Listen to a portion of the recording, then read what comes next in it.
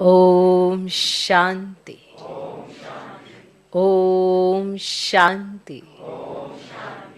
आज की तारीख है 21 अक्टूबर 2022। साकार महावाक्य। बाबा कहते, मीठे बच्चे, इस समय स्वयं भगवान तुम्हारे सामने हाजिर नाजिर है। इस समय स्वयं भगवान तुम्हारे सामने हाजिर नाजिर है। वह बहिष्यत की सौगात लेकर आया है। वह बहिष्यत की सौगात लेकर आया है। इसलिए अपार खुशी में रहो। बाबा कहते, मीठे बच्चे, इस समय स्वयं भगवान तुम्हारे सामने हाजिर नाजिर है। वह बहिष्यत की सौगात लेकर आया है। इसलिए अपार खुशी में रहो। आज का प्रश्न, बाप अपने बच्चों पर कौन सी ब्लेसिंग करते हैं? बाप अपने बच्चों पर कौन सी ब्लेसिंग करते हैं? उत्तर, बच्चों को आप समान नॉलेजफुल बनाना यह उनकी ब्लेसिंग है। बच्चों को आप समान नॉलेजफुल बनाना यह उनकी ब्लेसिंग है। जिस नॉलेज के आधार से नर से श्री नारायण बन जाते हैं, जिस नॉलेज के आधार से नर से श्री नारायण बन जाते हैं, बाबा कहते हैं, बच्चे, मैं तुम्हें राजयोग की शिक्षा देकर राजाओं का राजा बनाता हूं।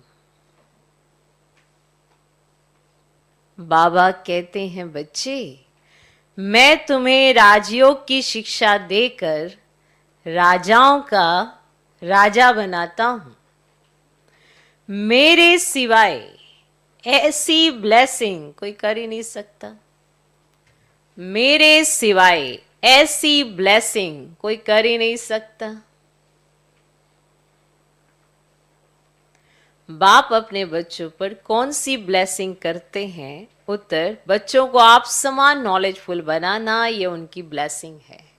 जिस नॉलेज के आधार से नर से श्री नारायण बन जाते हैं, बाबा कहते हैं, बच्चे, मैं तुम्हें राजयोग की शिक्षा देकर राजाओं का राजा बनाता हूं। मेरे सिवाय ऐसी ब्लेसिंग कोई कर ही नहीं सकता। आज का गीत है, मुझे गले से लगा लो। अब ये कौन गाएगा? आप सोचो पूरी दुनिया गाएगी?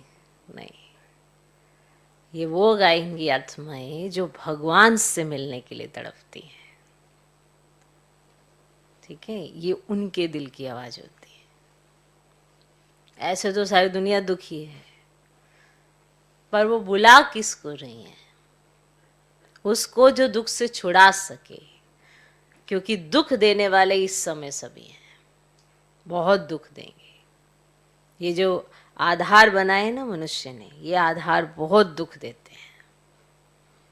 तो इसीलिए भगवान से कहते हैं कि मुझे इन दुखों भरी दुनिया से छुड़ा दो, क्योंकि ये बहुत दुख देती है। मनुष्य को पहले नहीं समझ में आता कि ये जो आधार हम बना रहे हैं, जिसको अपना आधार, ये कोई खुशी का साधन नहीं है, ये दुखी करने के लिए है। और एक परमात्मा ही है जो तुमको सच्ची खुशी दे सकता है। तो ये जो आत्मा की आवाज है ना, ये किन की है वो सुनो। सबकी नहीं है।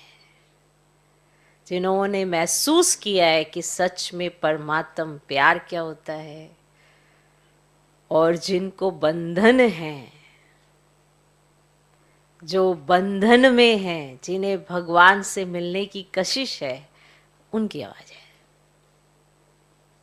अब सुन के देखो इसको, गीत को, आपको सहज समझ में आएगा। ओके, चलो।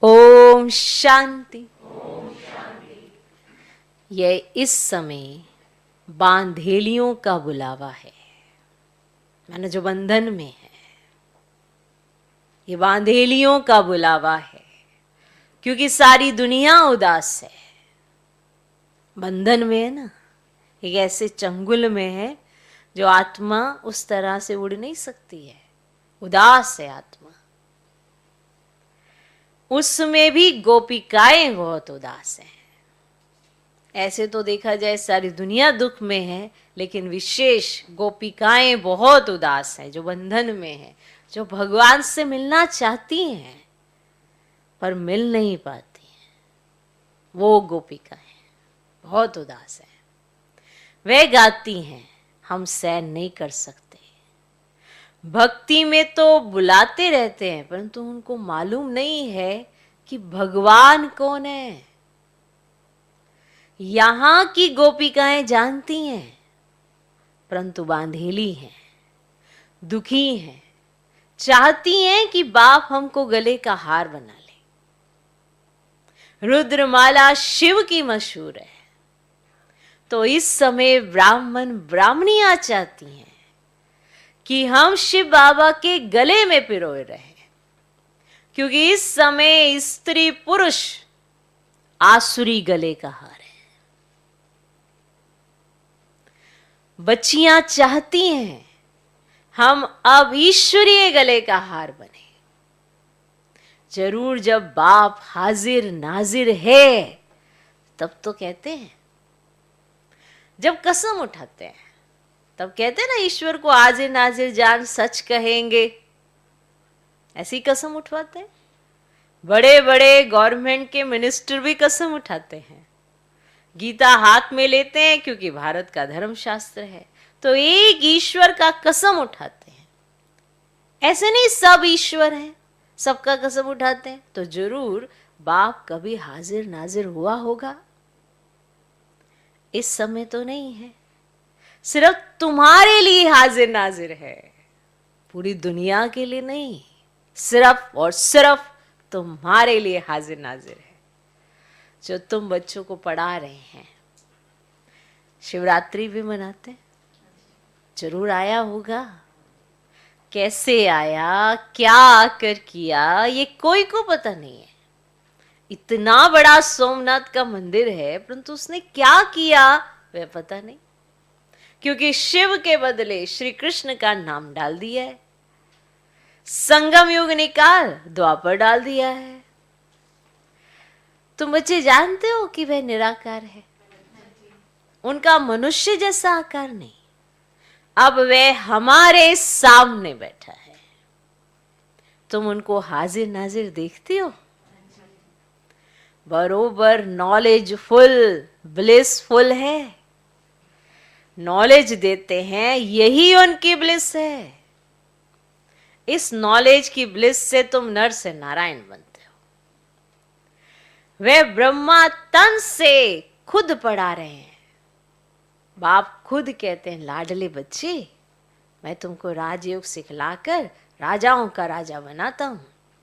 श्री कृष्ण नहीं सिखला सकते, वे खुद राजाओं का राजा बना है। और वह सिर्फ एक श्री कृष्ण या लक्ष्मी नारायण नहीं होगा, ये तो सारी सूर्यवंशी डिनाइस्टी थी, उनका राज्य अब माया ने छीन लिया है। अब मैं फिर सम्मुख आया, अब तुम ब्राह्मणों के सम्मुख हाजिर नाजिर हूं। अब बाप जो इतना दूर देश से आया होगा तो जरूर कोई सौगात लाया होगा। लौकिक बाप भी जब आते तो कोई कितनी सौगात लाते हैं, अब ये तो सबका बाप है,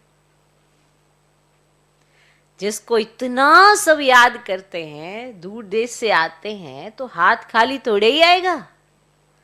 बाप कहते मैं तुम्हारे लिए सौगात लाता हूं, जो कोई मनुष्य ला ना सके। मैं बहिष्यत हेमन लाता हूं, कितनी बड़ी सौगात है।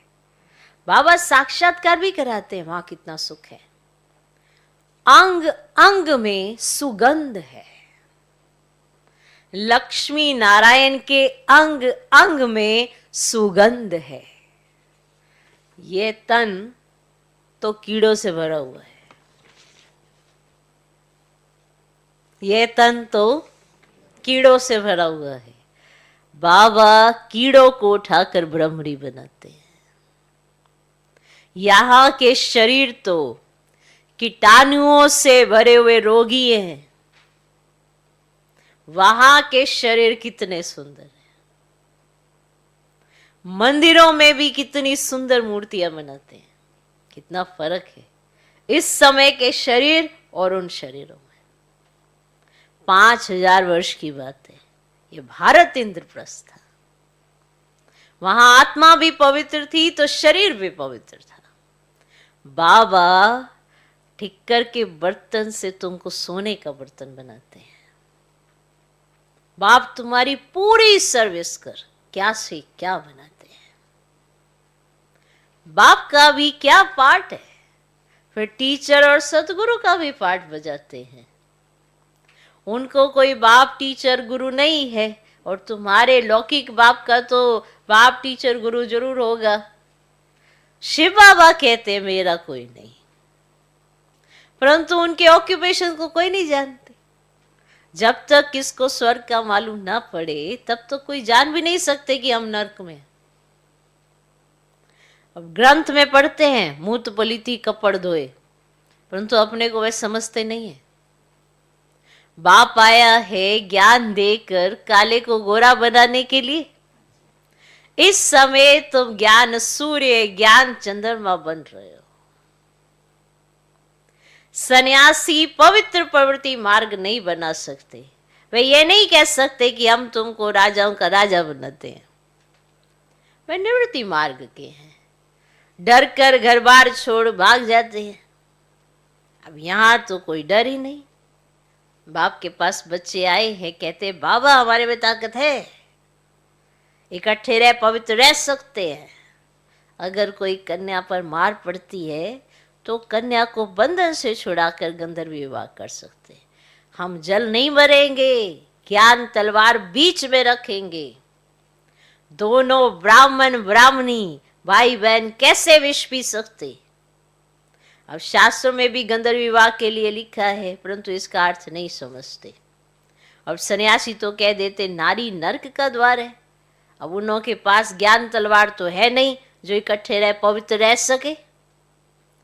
तुम उनसे बहादुर हो, काम चिता से उतर ज्ञान चिता पर बैठते हो तो काले से गोरे बन जाते हो। अब सन्यासी तो आजकल शादी भी कराते हैं। चर्च में भी शादियां होती हैं। नहीं तो क्राइस्ट को क्यों क्रॉस पर चढ़ाया, क्या कारण था उसको क्रॉस पर चढ़ाया?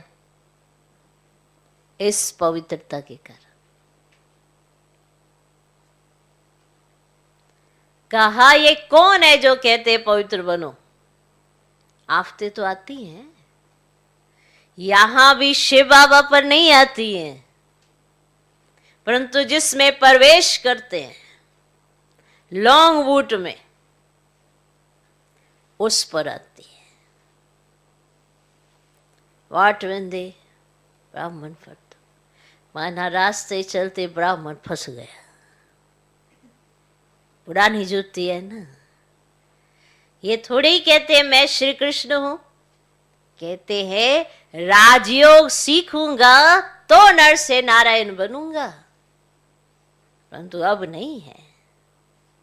वैसे बच्चों को निश्चय है कि हम नर से नारायण नारी से लक्ष्मी बनेंगे। फेल नहीं होंगे जो क्षत्रिय बने। राम को 33 से कम मार्क्स मिली तो चंद्रवंशी में चले गए। ऐसे तो सूर्यवंशी भी चंद्रवंशी घराने में आते हैं। ये कई प्रश्न पूछते हैं कि क्या होते, तो आज इस प्रश्न का उत्तर सुन लो। भगवान खुद ही समझाते हैं, बाकी और किसी मनुष्य आत्मा को थोड़ा पता है। कई पूछते हैं फिर अच्छा राम सीता कौन है? राम सीता वो है जिनके नंबर कम है, जो परम धाम से उतरे हैं। अभी चंद्रवंशी उसमें तो त्रेता शुरू होता है। अच्छा, फिर कहते वो लक्ष्मी है, फिर वो आगे ऐसे बदली करके जन्म लेते हैं, फिर वो कहाँ जन्म लेते हैं वो भी सुन लो। बाबा है ना, बाबा छोड़ते हैं, बाबा हर ऐसे बताते हैं। तो राम को 33 से कम मार्क्स मिली तो चंद्रवंशी में चले गए। ऐसे तो सूर्यवंशी भी चंद्रवंशी घराने में आते हैं। उस समय माना सतयुग के अंत में लक्ष्मी नारायण सीता राम को राज्य देते हैं। माना ऐसे गद्दी ट्रांसफर हो जाती है। अब वो जो लास्ट नाम वही रहता है, जो गद्दी पे बैठता है Lakshmi Narayan first, Lakshmi Narayan second, third, ऐसे नाम चलते हैं, क्योंकि वो एक टाइटल है गद्दी का। समझ रहे हो? समझ रहे हो? अब पता चला कहते उनका नाम क्या होता है, तो वो टाइटल है गद्दी का। फिर जब वो सीताराम आते हैं, माना राम सीता आते हैं, फिर वो उनको गद्दी ट्रांसफर कर देते हैं। तो जैसे ही राम सीता माना उसमें बैठते हैं तो फिर चंद्रवंशी कुल शुरू हो जाता है। माना ऐसे ट्रांसफॉर्मेशन हो जाती है। माना वो फिर सूर्यवंशी खत्म, उस तरह का उनका पार्ट खत्म, सतयुग में कंप्लीट, फिर त्रेता स्टार्ट होता है और चंद्रवंशी पार्ट स्टार्ट हो जाता है। तो सीता राम को राज्य देते हैं। लक्ष्मी नारायण भी पुनर्जन्म लेते हैं। अब जो पहले नंबर के लक्ष्मी नारायण हैं या बाद में जो भी हैं, वो भी तो पुनर्जन्म लेते हैं। तो पुनर्जन्म लेते लेते त्रेता में आते हैं। ऐसे नहीं कि वो गायब हो गए क्योंकि वो तो लक्ष्मी नारायण थे तो फिर अब वो गायब हो जाएंगे, नहीं। वो भी क्योंकि त्रेता युग शुरू हो गया तो वो भी आते हैं, लेकिन वो कहाँ जाते हैं फिर? सुन लो, आज रजवाड़े कुल में जन्म लेते रहते हैं। कहाँ? रजवाड़े कुल में जन्म लेते रहते हैं। फिर सीताराम नाम चलाता है, लक्ष्मी नारायण नाम खल्लास हो जाता है। ठीक, सतयुग में सूर्यवंशी कुल में Lakshmi Narayan first second third ऐसे चलता है। फिर त्रेता में राम सीता माना सीताराम ये नाम चलता है, यानी ऐसे गद्दी चलती है। और उसके बाद फिर द्वापर आता है। फिर उसके बाद तो आपको पता ही क्या होता है। और अभी भी देखो कितने वर्ष पीछे राजाओं का राज्य तो था ना। और जब ये उसके बाद का समय हुआ, जब ये पार्टीशन और ये सब कुछ हुआ, उसके बाद सब राजाओं का माना, जब ये ब्रिटिश गवर्नमेंट आई उसके बाद सब राजाओं का राज्य खत्म होता चला, खत्म हो गया। अब प्रजा का प्रजा पर राज्य है, 9 राजा, एक भी राजा नहीं है। जबकि भारत की प्रथा ही है राजा रानी का राज्य। अब प्रश्न पूछता हूं, स्वदर्शन चक्र कौन सा है? कौन सा है स्वदर्शन चक्र? क्या होता है स्वदर्शन चक्र के अंदर? चक्कर कैसा होता? कौन सा है चक्र? अब प्रश्न पूछता हूं, स्वदर्शन चक्र कौन सा है? तो बाबा ने 1-2 से पूछा, ठीक है। हाँ, यह है चक्र। कैसे देवता से क्षत्रिय, वैश्य, शूद्र, अब ब्राह्मण वर्ण में आते हैं। ये चक्र जितना फिराएंगे उतना विक्रम विनाश होंगे। इससे रावण का गला कटता है। अब यहां रावण के चंगुल में क्यों सोचते, यही है जीवन, यही है। अरे आगे पीछे और भी बहुत कुछ है। अगर आपको स्वदर्शन चक्र याद रहे तो आप ऐसा कोई कर्म ही ना करें जिससे आपको फिर बाद में पछताना पड़े, क्योंकि मालूम है हर चीज रिपीट होके आएगी, आप ही के पास आएगी, फिर कितना रोना पड़ेगा, है ना। जन्म तो लेना है ना, ऐसे तो नहीं ऐसे हवा हवाई हो जाएंगे सारे, मेरे को खत्म हो जाएगा। चक्र तो लोगे। तो रावण के चंगुल में जो फंसे हुए हैं उनको याद रहना चाहिए कि अभी हम कौन हैं, फिर आगे क्या होंगे। तो इसको नशा में चढ़ाते चढ़ाते हमें याद रह के विक्रम विनाश करने चाहिए, याद बढ़ जाएगी कि हाँ यही समय है वो। तो ये चक्र जितना फिराएंगे उतना विक्रम विनाश होंगे। इससे रावण का गला कटता है। तुम बच्चों का बेहद के बाप से अथाह प्यार है। तुम कहते भी हो बाबा हम आपका बिछुड़ना सहन नहीं कर सकते। ऐसी बच्चियां भी हैं जो बंधन में हैं, तड़पती हैं, क्योंकि ये है माता पिता। एक तो माता जगत अम्बा है जिसको सब याद करते हैं, परंतु जगत अम्बा का पिता कौन है ये किसको पता ही नहीं कि ब्रह्मा सरस्वती का बाप है। पुजारी लोग यह नहीं जानते कि सरस्वती ही फिर लक्ष्मी बनती है, फिर 84 जन्म ले फिर यही सरस्वती बनती है, किसी को पता ही नहीं। तो ये ज्ञान इस बाबा के पास थोड़े ही था। इसमें ज्ञान होता तो जरूर किसी गुरु से मिला हुआ था, फिर उस गुरु की महिमा भी करते कि उन्होंने मुझे इतना अच्छा ज्ञान दिया, फिर उस गुरु की महिमा भी करते, फिर उस गुरु के शिष्य और भी होते। नहीं, वे भी तो बताते, परंतु बाबा का कोई साकार गुरु नहीं है। बाप कहते मैं तुम्हारा बाप टीचर गुरु हूं, मैं इस पुरानी जुत्ती में बैठ पड़ाता हूं। तो ये फिर माता हो गई, इसीलिए उनको माता पिता कहते हैं। तो माता पिता जो गाते हैं वे ब्रह्मा सरस्वती को नहीं कह सकते। ब्रह्मा थोड़ी बैकुंठ का रचता है, बाप तो बाप है, और ये ब्रह्मा तुम्हारी मम्मा है। कलश पहले इनको मिलता है, माना ब्रह्मा बाबा को मिलता है, परंतु सरस्वती की महिमा बढ़ाने के लिए उसको आगे रखा है। सरस्वती का नाम गॉडेज ऑफ नॉलेज मशहूर है। विद्युत मंडली वाले भी सरस्वती का लक़ब रख लेते हैं। अच्छा, बाबा कहते हैं कितना समझाकर कितना समझाएं,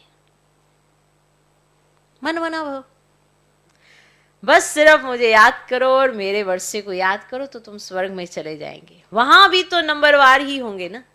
सूर्यवंशी की रॉयल दास दासियां भी तो हैं, तो प्रजा की भी दास दासियां होंगी। चंद्रवंशी राजा रानी की भी दास दासियां तो हैं। नहीं समझ आया? माना जो आत्माएं समझती नहीं है कि भगवान उन्हें समझा रहा है, जो समझना चाहती नहीं है, तो उनके लिए बाबा क्या कहेंगे? कोई बात नहीं। सत्युग में भी दास दासियां तो होती ही हैं। सूर्यवंशी घराने की भी रॉयल दास दासियां भी होती हैं, प्रजा की भी दास दासियां भी होती हैं। कोई बात नहीं। अगर आपको ऐसा लगता है कि इतना समझाने पे भी आपने नहीं समझना है, तो फिर तैयार रहो दासी बनने के लिए। सिंपल सी बात है। भगवान के बच्चे बने हो तो कोई तो मिलेगा ही ना कुछ, तो दासी ही सही।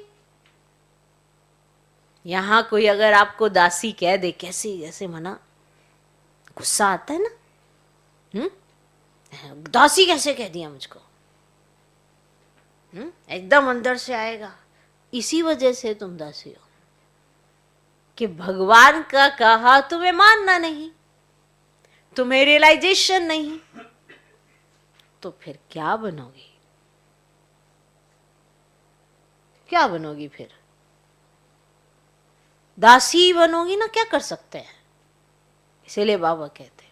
अच्छा, बाबा कहते हैं कितना समझाकर कितना समझाएं, मन मना भाव, फिर क्या होगा?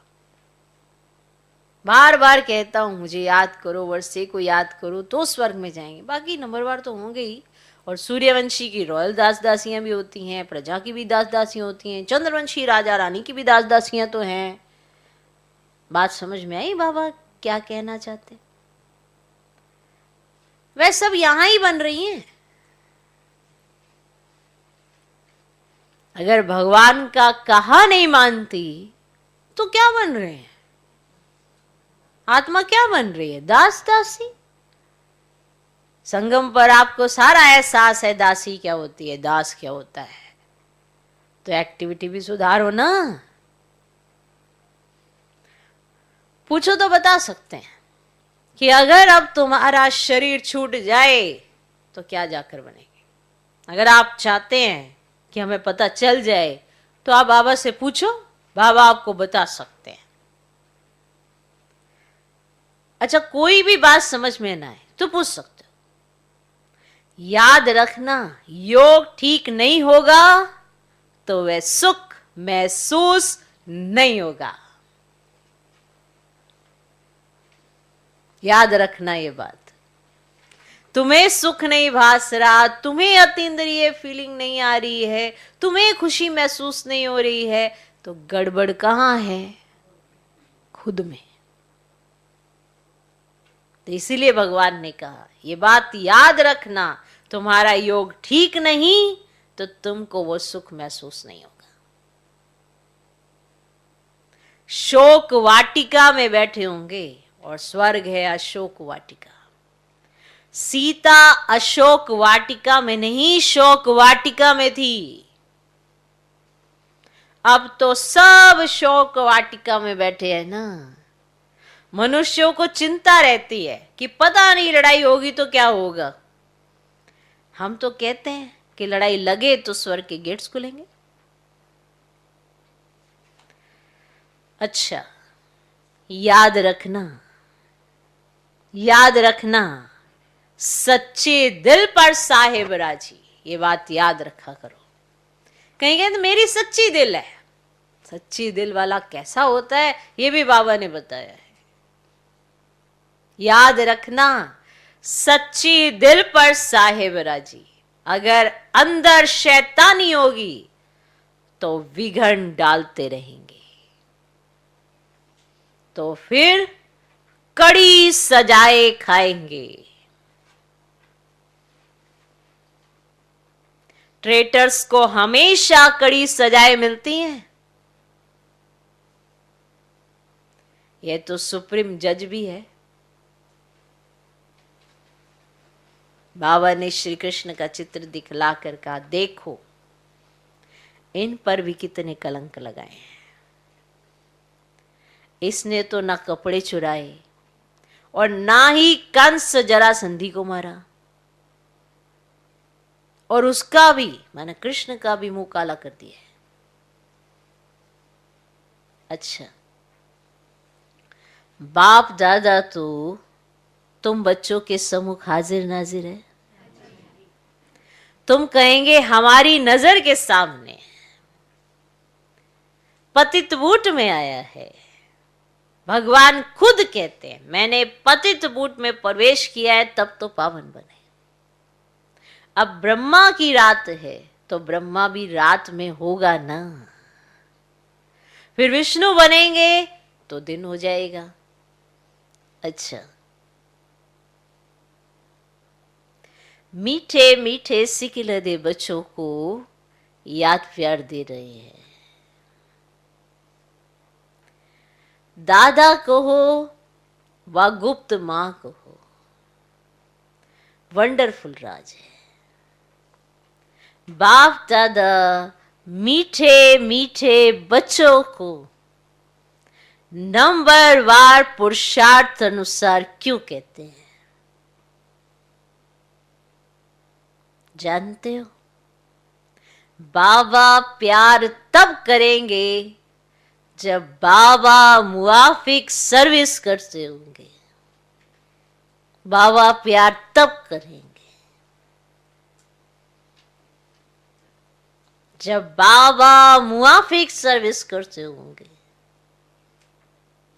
जो जैसी मदद करते हैं वे भी तो प्रजा में आएंगे ना। उसमें भी नंबरवार साहूकार प्रजा भी होती है ना।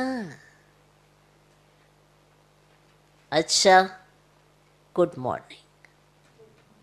रूहानी बाप की रूहानी बच्चों को नमस्ते। हम रूहानी बच्चों की भी रूहानी बाप को नमस्ते नमस्ते नमस्ते। Good morning good morning good morning. धारणा के लिए मुख्य सर पहला पॉइंट, सच्चे साहेब को राजी करने के लिए बहुत बहुत सच्ची दिल रखनी है। सच्चे साहेब को राजी करने के लिए बहुत बहुत सच्ची दिल रखनी है। कोई भी विघन नहीं डालना है, कोई भी विघन नहीं डालना है। दूसरा पॉइंट, सुख का अनुभव करने के लिए अपना योग ठीक रखना है। सुख का अनुभव करने के लिए। अगर आपको सुख नहीं भास रहा, खुशी नहीं फील हो रही, योग में बहुत गड़बड़ है, उसे ठीक करो।